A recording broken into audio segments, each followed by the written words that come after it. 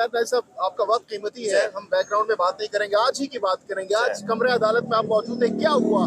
जज साहब की जानिब से क्या इमरान खान के हवाले से पूछा गया कि उनको क्यों नहीं पेश किया गया? आज की समाअत के हवाले से, आज के रिमार्क्स के हवाले से, आज के दलाइल के हवाले से बताइए। जज साहब जैसे ही आए उनके सामने बुनियादी तौर पे रख दिया गया एक रुक्का जो सुपरिटेंडेंट जेल की जानिब से था, जज साहब को एड्रेस था, और उसमें यह था कि हम आज खान साहब को पेश करने से कासिर हैं क्योंकि देर आर सिक्योरिटी कंसर्न।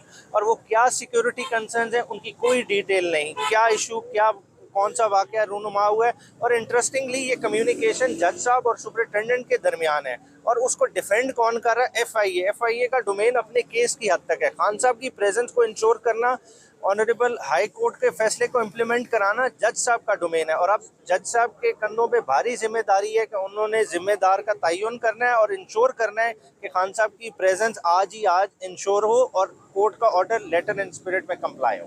तो क्या अभी जज साहब आप बता रहे हैं कि उनको बताया गया कि उनको सिक्योरिटी थ्रेट से नहीं पेश किया जा सकता, तो इस पर जज साहब की जानिब से उनकी बात से एग्री किया गया या फिर जज साहब ने फिर भी कहा कि उनको पेश किया जाए? जज साहब ने उनको क्वेश्चन किया कि क्या ऐसे सिक्योरिटी कंसर्न्स हैं। एक कॉन्फिडेंशियल रिपोर्ट दिखाई गई जो उन्होंने खुद देखी, वो भी report basically communication between superintendent और आईजी पुलिस के दरमियान है, वो उसका हवाला दिया गया। अब जज साहब इस पे डिटेल अपना जुडिशल ऑर्डर पास करेंगे कि अगली तारीख के लिए क्या लाएअमल होगा, खान साहब को किस तरह से पेश करना है, नहीं पेश करना, इसके बारे में क्लैरिटी अभी आ जाएगी। इमरान खान की सिस्टर्स भी आज वहाँ पर मौजूद थी, तो क्या उन्होंने कोई बात की जज के सामने? नहीं, उन्होंने बात नहीं की, मगर शाह महमूद कुरैशी साहब की फैमिली और खान साहब की सिस्टर्स बिल्कुल मौजूद थी। और इसका एक और इंटरेस्टिंग एस्पेक्ट है कि हम खान साहब डिस्कस कर रहे हैं, शाह महमूद कुरैशी साहब का जिक्र ही नहीं कर रहे थे कि सुपरिटेंडेंट जेल ने लिखा है खान साहब को सिक्योरिटी थ्रेट है, उन्हें नहीं पेश किया जा सकता। तो शाह महमूद के बारे में तो ऐसी कोई करस्पॉन्डेंस ही रिकॉर्ड में नहीं।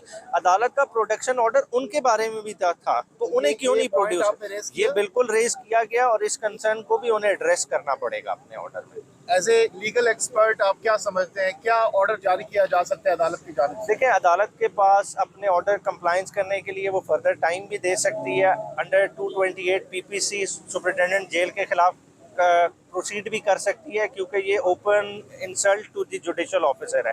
अब अदलिया ने अपना देखना है कि अपना इख्तियार किस तरह से इस्तेमाल करना है। अब आज की समाअत के बाद आपके पास कौन से ऑप्शंस है? पीटीआई की लीगल टीम के पास कौन से ऑप्शंस है? देखिए, ये ऑर्डर हम देखेंगे, अगर तो जज साहब को उसको रीइंफोर्स अपने ऑर्डर को करते हैं और दोबारा से प्रोटेक्शन का कहते हैं और इस चीज़ को डिस्कार्ड कर देते हैं, तो फिर शायद हम चैलेंज ना करें। अगर ऑर्डर अदर वे राउंड हुआ तो हम दोबारा से इसको लेके जाएंगे और कंटेम्प्ट की पॉसिबिलिटी को भी लुक इनटू किया जाएगा। ठीक है, बहुत बहुत थैंक यू सर। बहुत शुक्रिया।